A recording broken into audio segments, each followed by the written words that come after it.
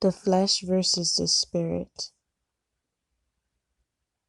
Romans chapter 8, verse 5 through 11 is what I'm going to read today.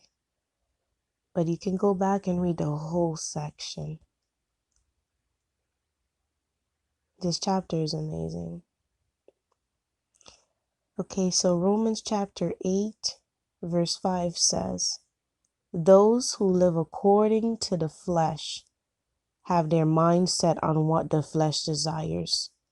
But those who live in accordance with the Spirit have their mind set on what the Spirit desires.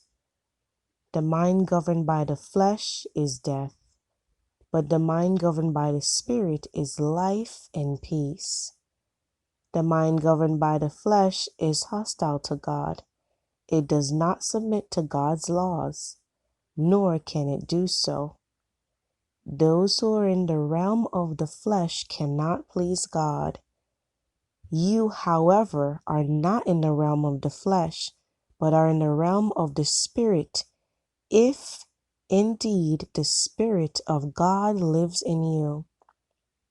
And if anyone does not have the Spirit of Christ, they do not belong to Christ. But if Christ is in you, then even though your body is subject to death because of sin, the Spirit gives life because of righteousness. And if the Spirit of Him who raised Jesus from the dead is living in you, He who raised Christ from the dead will also give life to your mortal bodies because of His Spirit who lives in you." So if you walk in the flesh and you live to please the flesh, it only leads to sin. And the wages of sin is death. But if you walk in the Spirit and live to please the Spirit, you get peace and life. Not just life, everlasting life. You're able to listen to God. You're able to obey Him. If you walk in the flesh, it's very hard to hear God because you're thinking of pleasing yourself. But you choose to walk in the Spirit. You have to get up and walk in the Spirit every single day.